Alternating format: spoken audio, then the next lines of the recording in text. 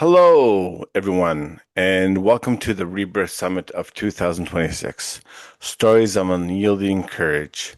I'm Jordan, host of the Social Tiger podcast, where I spotlight powerful voices from around the globe. I help people really grow and monetize LinkedIn.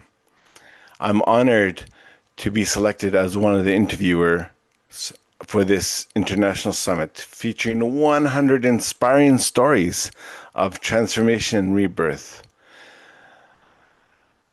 Today, I have a very special gift for you, and that is the gift of PJ Jones. Let's welcome her to the conversation, but first, she has turned her life experience into a powerful mission to help others. Um, her story of rebirth will move you, inspire you, and empower you. So, who is PJ Jones? PJ Jones is a survivor, author, speaker of a trauma informed life, and grief coach whose work is grounded in a lifetime of lived experience, systematic adversity, and profound personal loss. Her journey has been shaped into long-term trauma survival within environments that demanded strength without support, and the constant navigation of systems that often failed to protect belief or sustain her. These experiences formed the foundation of her understanding of resilience long before she ever named it as such. At the center of her story is the devastating loss of her son, a loss that permanently altered her life, identity, and relationship to the world. Grieving a child forced PJ to confront not only unbearable pain, but also the isolation, dismissal, and unrealistic expectations placed on grieving parents, particularly Black women, to remain composed, productive, and silent. That loss did not occur in isolation. It landed on top of years of unaddressed trauma, compounding grief, loss, and survival fatigue. What emerged was not a desire to overcome, but a refusal to disappear. PJ transformed her reality into purpose-driven work that centers truth, dignity, and trauma-informed care. She is the founder of Soulful Resilience Journey, a platform dedicated to supporting individuals navigating trauma, grief, and identity disruption without minimizing their pain, rushing their healing. She is also the founder of Nova Cerella Sorority, a community-based sisterhood focused on leadership development, empowerment, and sustained support for women at-risk communities who are too often expected to lead while bleeding. She's the author of A Place to Belong, written by intersection of survival, written from the intersection of survival, grief, and human need for safety and connection. PJ hosts the podcast Insights of Survivor and created Empowered Voices, Finding Strength in Survivors, a YouTube network amplifying voices shaped by trauma and loss, not as inspirational soundbites, but as credible leaders, advocates, and truth tellers. As an international speaker and a summit creator, PJ founded the Fearless in Flourishing Women's Summit and the Rise and Thrive Empowered Voices Summit to challenge harmful narratives around resilience, grief, and leadership. Her speaking is unfiltered, trauma-informed, and deeply human, blending lived experience with insight that resonates across professional, community, and survivor-centered spaces. Now based in Costa Rica, PJ's work is driven by a singular why: to ensure that people who have endured trauma, loss, and systematic neglect are not erased, simplified, or forced into narratives that make others comfortable. Her message is rooted in truth. Healing, not need to survival, is not linear. And when people are finally seen in their entirety, they don't just survive, they reclaim themselves. Wow, what a wonderful journey. Um, and we will get right into the questions. I'm so eager for this right here. Okay, so PJ, what was your life like before your transformation? Uh, Describe the situation emotionally, mhm. mentally, spiritually, and help us feel where you were. Thank you for that wonderful introduction. Yeah. Before my transformation, my life was basically about survival. I stemmed from tr what is it, childhood abuse that basically came from my mother, my generational trauma. Basically, that's all of my family really knew. We were trauma bound, and that's how I was raised. My mother, she put the trauma onto me that was put onto her because she didn't have anyone to help her find her way. So that's basically where my childhood was. As a teenager, I was homeless, sleeping from place to place in parks and on the sidewalk, sometimes just walking hours trying to find somewhere to go at 14, 12, 13 years old. But every day going to school, I had a goal, I had a vision. I'm going to go to college, I'm going to graduate. I'm not Mm. going to allow this to prevent me from having a life of my own. So every day, even if I didn't get any sleep because I stayed up at the park all night, I'm at school getting good grades and ROTC doing the best that I can to make the best out of a bad situation. And that was up until I was about 16 years old when I met my first husband and the biological father of my children. And he was 7 years my senior. He was a predator. He found me at a very vulnerable time in my life, and he held me basically captive for 12 years, not allowing me to go to school. I had to sneak behind his back to finish school because he wouldn't let me out of the house to go to school. I had three children by this man who he used to try to manipulate my my freedom. Basically, he isolated me from my family. He isolated me from anyone who could or would try to help me. It wasn't that there weren't many, but the one or two that would, he made sure that I was isolated from them. And after I finally fought through all of that, years and years of fighting through all that, I made a choice to change my life. And when I did start my transformation, that is when I did lose my son. He was 19 years old. He was shot and killed, and I had to make the hardest decision a parent ever had to make, and you know, um, removing him from life support so that because there was nothing more that they could do. So Yeah. um, that was something that I was not prepared for. No amount of trauma that I went through in the past kind of added up to that moment of grief that I was heartbroken. I was disoriented. I was like, well, who am I now? I didn't know where I was going to be at in my life. I didn't know what to do. So I was just basically at a moment of just not of lost. I was lost. I didn't know how to move from there. I still had two children that were Mm. younger because again, he was my oldest, and I just had to figure out how to be a mom and how to deal with everything day by day. So my life before transformation was just chaos. It was survival. It was Yeah. not even knowing them myself. Yeah. And certainly, as a father of a 16-year-old, that is one of the most traumatic experience that a parent can actually um, go through right here. So, thank you for sharing and thank you for your strength.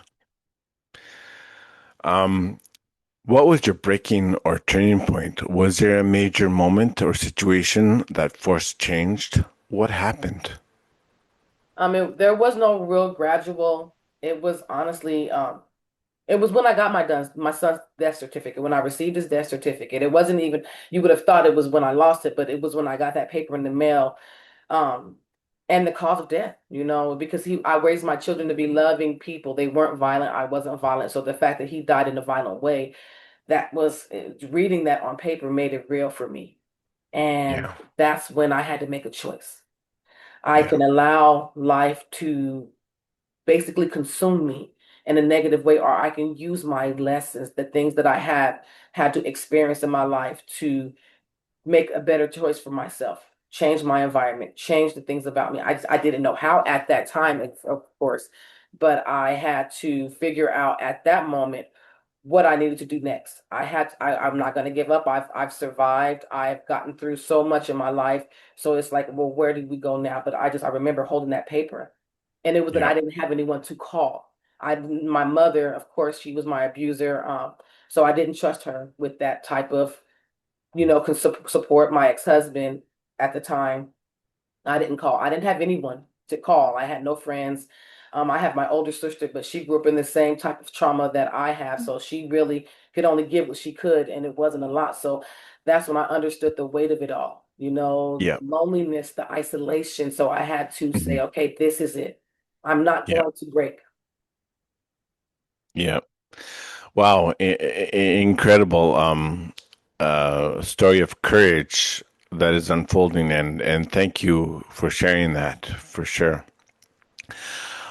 What did your transformation feel like? Take us into the internal process, your fears, your breakthroughs, healing, decisions, and steps forward. The best, it was ugly. It was Hmm. draining. It was exhausting. I gave up and gave up and gave up on myself so many times. And that's one of the biggest things that I like to push. I gave up on myself so many times, but I still fought. I can't do this anymore. I woke up so many days, I can't do this anymore. I'm a bad mother. The survivor's guilt almost took me. I've even, I even to a point attempted my own life, to take my own life because I felt like I failed in life. I went to college. I have a master's degree. I have two bachelor's degrees, and that wasn't enough. Nothing was enough. I've had good jobs working for the government, working for nonprofits, and it still wasn't enough. I went through therapy. Therapy was okay for me. It helped me talk out things that I held in. It helped me understand that the things that I went through was not my fault, but it wasn't until I started actually doing more holistic healing with life coaching, Yeah. meditation, journaling. And Yeah. that showed me actually when I had to write down everything that I'd gone through and looked at what I survived, including the loss of my child, it started to show me the strength that was inside of me. It started to Mm-hmm. show me that that light that everyone tried to dim did not go out. It was just dormant because I didn't see the power that I had in myself. And that's when I started to say, okay, I'm going to write a book. My book started with me just journaling. Then I said, okay, I'm not ashamed. I had to learn how to not be ashamed of the things that was done to me because I didn't cause myself that trauma. It was brought on me. Yeah. Then I had to Yeah. allow myself to understand that the strength I had in me, I still have. So I can use that strength to heal, not just to survive, but to heal and grow into something that can share and help and heal a community that's similar to mine. Yeah. And and definitely as this unfolding, one of your superpowers is really um I feel is really communicating in a great way and having a positive point of view as well. So thank you so much for that. Who or what supported your journey? Did you have people, faith, tools, or practices that helped you carry through? Well, again, I didn't really have a big support system. People who I thought were my friends really was not. A lot of my friends I met in my marriage because I wasn't allowed to have friends Mm, once I met my first husband. So that was something that I didn't have. I had my children, and again, I had one mhm. sister who we both were trying to just stay afloat because we had gone through so much trauma in our home dealing with an abusive alcoholic mom. So Mhm. I had to learn how to, for a while, support myself. I had to learn how to Yeah. meditate. I had to learn how to heal within myself. And then when I began this work, when I began advocacy, when I started my podcast, my community found me. My community found me. Um, I don't know if you guys know the Miss Rhonda, who was just right before me. I met her on this healing journey. She was actually a speaker for one of my summits, and other individuals who've helped push me, who showed me survivors like myself, who's come and become my community, become my support system, people that I can call now. But in the beginning, no, I had to find ways, and my main way was meditation. When I felt like I couldn't do it anymore, I would sit sometimes for an hour or two and just meditate and breathe and reprocess and allow myself to focus and get back and I'm centered on where I need to be, to focus on, it's okay, because a lot of my things were self-sabotaging. I felt like because I wasn't where I felt like I should be, that I was a failure. So then I wanted to give up. But I had to learn in meditation and in healing within myself and within the community that has shown me little tricks to remember that I am where I am supposed to be. I am healing in the time frame that I need to heal, not when someone else, because I was always worried about what someone else thought. I had to learn how to let go of the limitations that I was setting upon myself because of what I was taught. I'm worthless, I'm nothing. And it took me having to step into this world to find my community because I did not have one before. Yeah. Thank you so much for sharing that. So where are you now on your journey? Tell us how your life has changed. What's different now? Now I live fully with intention. I don't define Mm, myself by my past. I don't define myself by my trauma. I do not define myself by my losses or my failures or my setbacks, because setbacks, they come even today. I define myself for my purpose. Why am I here? Who am I here for? I'm here for myself. I'm here for my community. I'm here for individuals who, men and women, because a lot of times we focus on women who are abused or women who have trauma, but men and humans. I'm here to help humans live through my purpose, not live through my purpose, but learn through my purpose. I'm sorry, and understand that no matter where you are in your journey, you're right where you need to be. So instead of me focusing on what I don't have, focusing on what I didn't get, focusing on what I wish I could have gotten, I do things like founding Nova Cerella. I always wanted to be a part of a sorority. I had the grades. I did everything I needed to do to get into a good college so that I can have that sisterhood. But because of the marriage that I was in, yeah. I wasn't even allowed to go to high school. So I left that marriage and I founded Nova Cerella because I can be a part of a sisterhood. I can just start one myself. I don't have to wait for someone to give it to me. I can go out and get it and serve my purpose intentionally. Thank you so much for sharing that once again. So, how are you using your experience to help others? Yes. Or work are you today? Because